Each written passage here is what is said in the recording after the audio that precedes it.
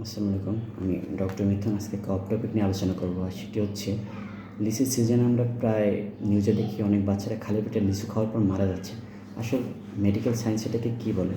আসলে মেডিকেল সায়েন্সে এই কন্ডিশনটাকে আমরা বলি হাইপোগ্লাইসেমিক এনকেফেলোপ্যাথি। বিশেষ করে 2 থেকে 10 বছর বয়সী বাচ্চাদের মাঝে এর হারটা অনেক বেশি।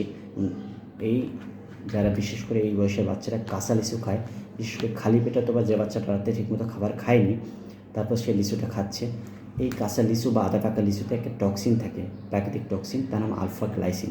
এই আলফা গ্লাইসিনটা কী করে, আমাদের শরীরে গ্লুকোজ তৈরি একটা মেকানিজম আছে, তার নাম হচ্ছে গ্লুকোনিওজেনেসিস। ঠিক এই পদ্ধতিকে সাডেনলি বন্ধ করে দেয়। যেহেতু বাচ্চাটা খালি পেটে ছিল বা রাতে ঠিকমতো খায়নি, ওর শরীরে এমনি গ্লুকোজের পরিমাণ কম, আবার কী করতেছে, এই লিচু খাওয়ার পর টক্সিনটা আমাদের গ্লুকোজ তৈরির সম্পূর্ণ পদ্ধতিটাকে বন্ধ করে দিচ্ছে।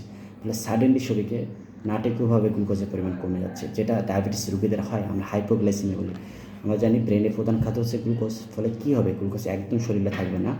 ফলে বাচ্চাটা কী হবে, কিছুই হতে পারে, চোখের নাটা উল্টে যেতে পারে, বারবার বমি হতে পারে, বাচ্চা একসময় অজ্ঞান হয়ে মারা যেতে পারে। আপনি এমন পদ্ধতিতে কী করবেন, এমন হলে আপনি সাথে সাথে ব্লাড গ্লুকোজটা চেক করবেন। যদি ব্লাড গ্লুকোজের পরিমাণ কমে যায়, লেস দেন 3 অথবা 2.5 নিচে কমে যায়, আপনি সাথে সাথে বাচ্চাকে ডায়াবেটিস রোগীদের মতো টেক্সটোজ গ্লাস দিতে হবে, যেটা আমরা বাজারে নিউট্রিটেক্স নামে পাই। এবং আপনি কী করবেন, এরপর বাচ্চা ভালো হলে আবার ব্লাড গ্লুকোজ চেক করবেন, তারপর আপনার ফিজিশিয়ানের কাছে যাবেন।